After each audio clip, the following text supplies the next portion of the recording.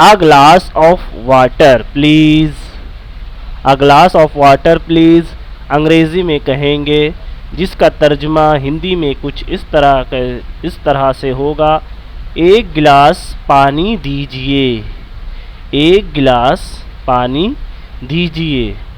इसी तरीके से हिंदी में इसका मतलब ये होगा। इसी तरीके से उर्दू में अगर हमें बोलना है तो इसे कहेंगे ए ग्लास ऑफ वाटर। यहाँ पर लिखा हुआ है कि इसको अंग्रेज़ी में ऐसे इस तरह से लिखेंगे, जिसका उर्दू में कुछ मानी इस तरह के से होगा।